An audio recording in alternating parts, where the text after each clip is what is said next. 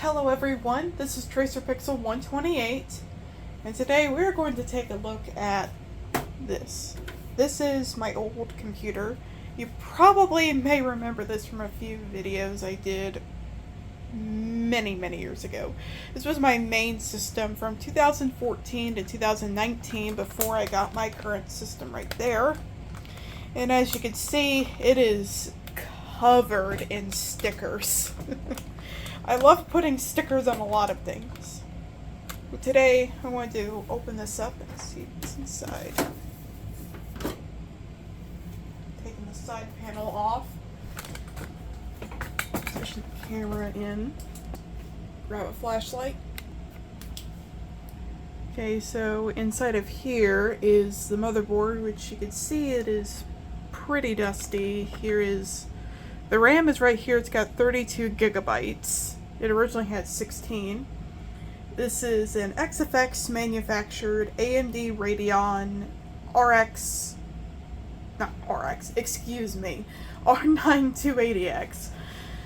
And this is a Noctua branded cooler, replacing the stock cooler on this Intel Core i5. And then up there is the 900 watt power supply. And on the front, you can see there's an optical drive right there. It's a Asus branded Blu-ray drive. You can't see it. And then right there is the SSD mount with a 1 terabyte SSD, and this is a hard drive caddy. There's the camera right there. So what I'm going to do is, because I'm thinking about installing a different operating system other than Windows on this system, there's a note I want to point out about this particular card. XFX cards, especially of this particular generation, do not play too kindly with operating systems other than Windows, say if you're planning on making it a Hackintosh, or putting it into a Mac, or even loading Linux on it. The drivers crash because the BIOS on this thing only really works on Windows. So if you're using an operating system other than Windows, say a Linux distro or Mac OS, it does not play too kindly. So what I'm going to do is, I'm going to take this card out, and I'm going to replace it with, let me get out of the package.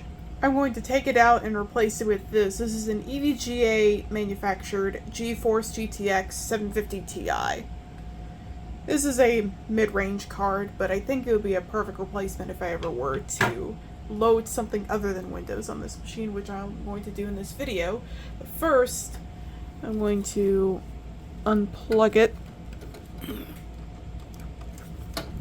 If I can get it unplugged, I probably may have to do it off camera. It's hard to reach these cables.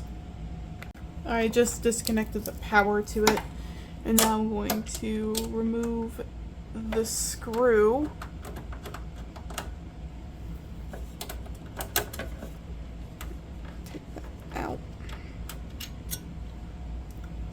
Side, and now I'm going to turn on my headlamp and see where the card is. I'm going to gently remove it. Let me turn off my headlamp. Here is, oh, didn't mean to hit the fan. Here is the card itself. I got this almost 10 years ago, actually no, about 9 years ago. This was my first real video card. This thing is pretty dusty and it's heavily used. So now I'm going to replace it with this card. Now with the headlamp, you can see it is pretty dusty in here. That's a heat sink for something. I think I'm probably going to take this can of air and blow some of the dust out with these expansion slots.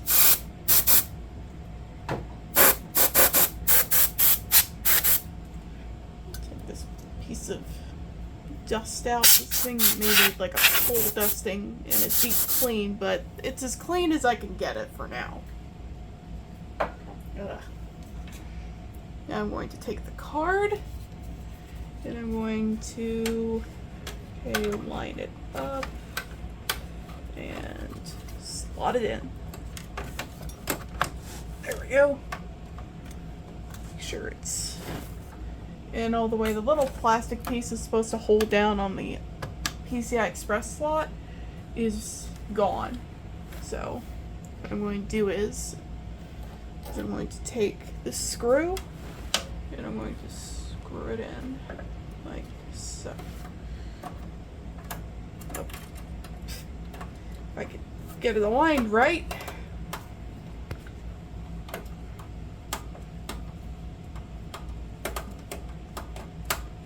And since this is a smaller card, I don't need to use these cables, so I could just tuck them in here like so. And the upgrade is complete. Just upgraded to a card that's slightly powerful, a little bit newer, even though it's probably a little more low end, but it's better if you, it's probably a much better option if you plan to run Linux on this machine. Yeah. This is a really nice motherboard. And a big cooler there. They replaced the stock cooler and runs more efficient. So now I'm going to put the side panel back on. Turn off the lamp. Let's see, put it on my bed.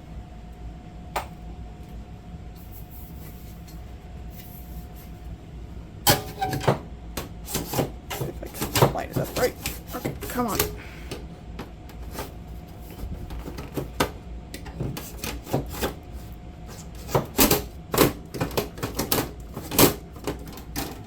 Hold on. I think I got it lined up. There we go. If you're wondering what case this is, let me take the camera off the tripod real quick. This is a, hold on. This is a Lian Li PC7 Plus case. Here's the back. If you're wondering why I have that, this is because this is my old computer. I called it Havoc, which stood for, highly advanced virtual overclock computer. And there's the card, as well as the network card. Yeah, because the onboard networking on this motherboard was rather finicky. So now I got that out of the way. Let's plug this thing in and turn it on. I got the computer plugged in, same with the keyboard and mouse. Mouse turned on.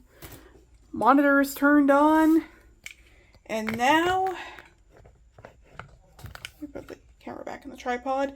The moment you've all been waiting for, to quote UXW Bill, smoke test.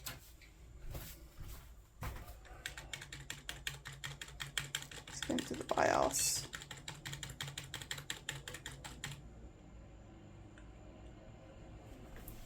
Now I'm in the BIOS of this computer. Yeah, I may need to get new fans with this thing. You'd see the temperature is 29 degrees Celsius, DRAM voltage, memory size, I got 32 gigs. This is a 3.5 gigahertz Intel Core i5. Advanced frequency settings. Oh. Advanced memory settings. You can even overclock this if you want. You can overclock the RAM, you can overclock the processor, voltage control, PC health status, including the current fan speed. It's running at a very low RPM right now. Miscellaneous settings, system information, date and time are correct. Here's the motherboard. And it shows like two different devices. The boot options are the SSD as well as the Blu-ray drive, but the SSD has been wiped. There's Windows 8 features because this was made at a time when Windows 8.1 had just came out when this computer was manufactured, but I ran Windows 7 on it. Peripherals, and all the stuff you could do. You could do wake on LAN, power on by keyboard, power on by mouse, wake up alarms. And usually on this channel, whenever I load an operating system. It's either a version of Windows or a Linux distribution, more specifically one that's based on Debian or Ubuntu, but I decided to be a little different tonight. What I have right here is a thumb drive containing a copy of Fedora Linux, which I decided to do something a little bit different. I decided to go with a Red Hat based distro instead, because why not? And Fedora is actually a pretty good OS, or pretty good distro for workstations like this. I'm going to put that in. Save setup. And I'm going to go into the boot menu, which should be F12.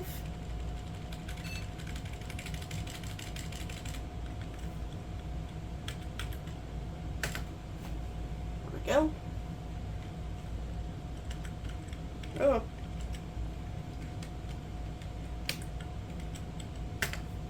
I should have pressed start. This is Fedora 38. These previous Linux distros that have been featured on this channel are various versions of Ubuntu, Laka, which I believe is based on Raspbian or Raspberry Pi OS, as well as Linux Mint, but I decided to go with Fedora in today's video. If anyone has any suggestions for what distros I can try out next for future computer videos, let me know down in the comments. I would love to try out something that's different. You know, I've messed around with Fedora before. I think I'll install it later. This uses GNOME 3 or GNOME Shell. It's like two different desktops. All the apps that it comes with, including Firefox, of course, Media Writer, installed a hard drive. This is a live distro, so you can, test it if you don't want to install it. But tonight, I'm going to install it.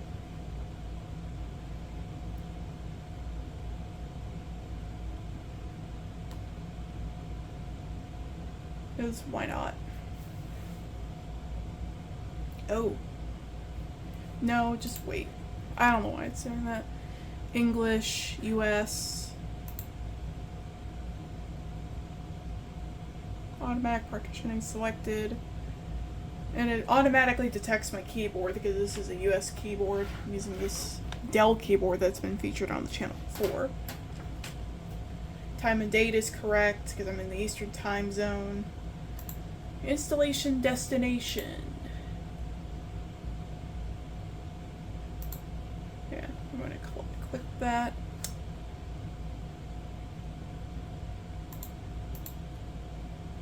This is the SSD. I think what I'm going to do is I'm going to reclaim the space. Delete it.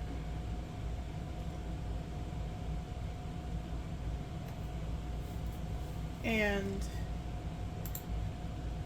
delete all. And reclaim space. So let me go back. Hold on. Basically just trying to reclaim the space that's on this drive. Delete.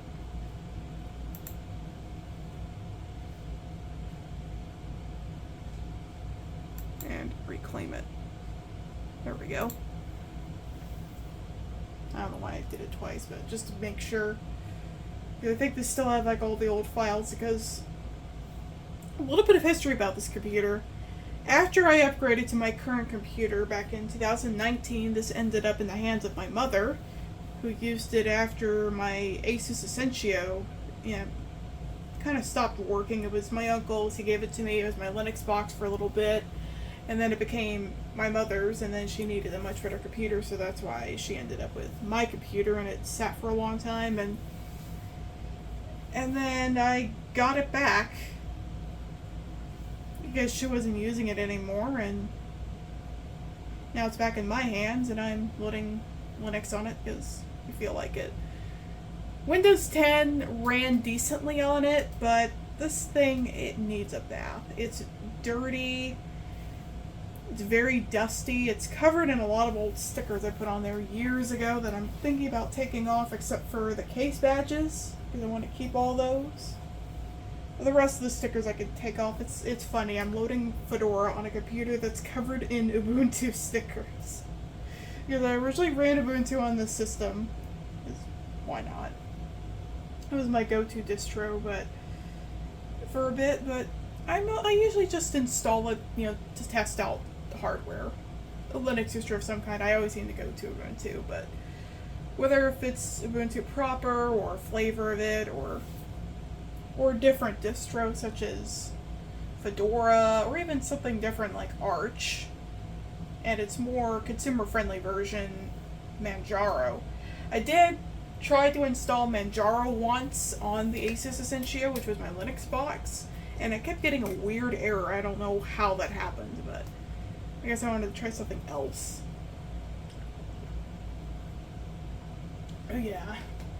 I also heard good things about Pop! OS, so I might try that. But if any of you have any suggestions for what other operating systems I could try out that I haven't tried yet, at least on this channel, let me know. I do have a Raspberry Pi Zero kicking around that I could bring back and feature in another video, and load some other stuff on it. I think it's still running Laka, but I might want to try out something different. I know you can run RISC-OS on it. It's not powerful enough to run something like Ubuntu. You may need something more powerful like a Raspberry Pi 3 or 4, or Raspberry Pi 4, in order to run something a little more resource intensive, if you will. But I'll see you all when this completes. Okay, now the installation is complete, and I'm going to reboot. After I take the thumb drive out. And reboot. Take it out. There we go.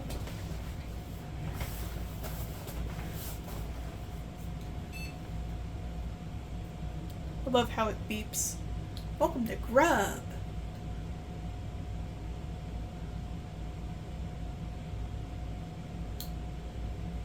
Yeah, the graphics card upgrade really does make a difference. Because if I was still using my old card, it would have been... the graphics card drivers would have kept crashing, because I remember for a short time I was running Ubuntu on this system back in August 2014 when I got it. It was almost 9 years ago. Actually, it was 9 years ago. And I kept getting errors, and then I decided to go back to Windows because of that, but didn't realize until about 4 years later that it was the card. Because I was reading forums at the time, and there were people that were trying to run operating systems other than Windows using these cards. And XFX cards from a certain generation just do not play nicely, like I stated earlier in the video. And now, welcome to Fedora 38. Setup will guide you through making an account and enabling some features. We'll have you up and running in no time. Application services, whatever. Third-party repositories. I'll enable it. About you. Go online to set up enterprise login if you decide to if you work for a company and you're setting it up for them. Let's type in, Captain Resume. That's like the default avatar. You change it any time, and then I'll put in a password. Now we're all done. Start using Fedora Linux. And this year marks the 20th anniversary of Fedora. It was released in 2003 as Fedora Core, continuing from the development of Red Hat Linux when it was split off into Fedora Core and Red Hat Enterprise Linux, which itself had a free version called CentOS, and there is a fork of it now called Rocky Linux. My dad would work on servers that ran Red Hat. Yeah. This is GNOME 44. This is GNOME 3, which is different from GNOME 2. GNOME 2's development, of course, is continued with the community fork Mate. Might try a distro with Mate. I know Ubuntu Mate is very popular, and Linux Mint has a version with Mate on it. I think this is like GNOME Weather, clocks, document scanner if you have a printer hooked up, calculator, system monitor, which is basically like the task manager, where it shows like all the background processes or resources, or it shows stuff on the network as well as the CPU and the file systems. Maps, photos if you had any pictures, video, same with the videos, the tour, text editor, Cheese, which is of course a webcam application, Rhythmbox, which is of course a built-in music player. This comes with LibreOffice. It's a version of LibreOffice on here. LibreOffice version 7.5.2.2. Let me zoom in.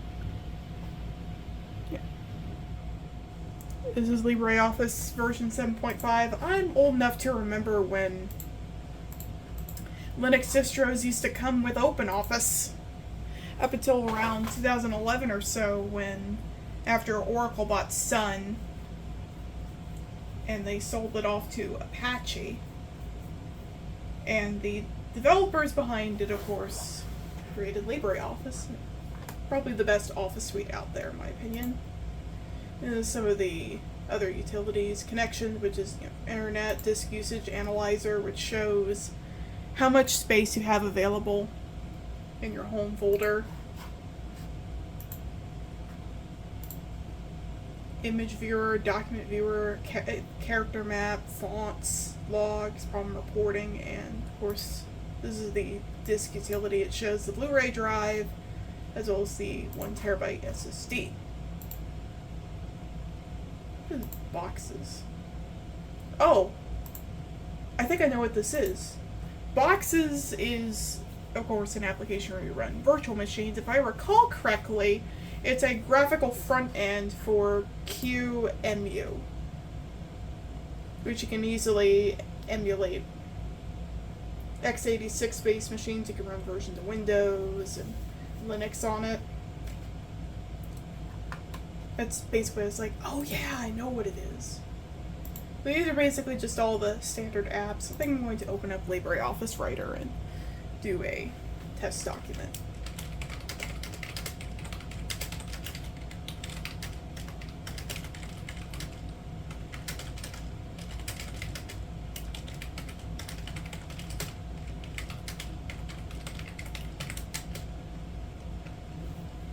Just typed up a quick document on there. I don't want to save. And this is the background. I remember when the backgrounds on Fedora were blue. It's like all different backgrounds. What is... Yeah, some of these are actually kind of cool looking. What is this? Very abstract. I thought it was a picture of a plant at first, but that looks very abstract. This one looks like a keyboard. Keys on a keyboard. This one is pretty cool. There's like a... Oh yeah, there's a dark version. Huh. I'll keep it on the dark mode because that's actually pretty cool. Like how abstract that looks, although green really isn't a color I really associate with Fedora, but I'll go with this one. No, actually, I think I'll go with this one. This screams Fedora to me. Better than the default one.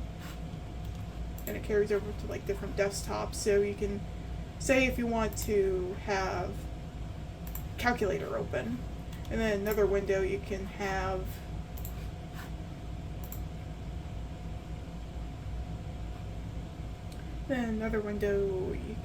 the terminal. So you can have that. Have like multiple different desktops because that is actually pretty useful. Anyways, I hope you enjoyed this video of me messing around with this computer and loading Fedora Linux 38. More videos will be coming soon, So stay tuned, and I would thank you all for watching this video.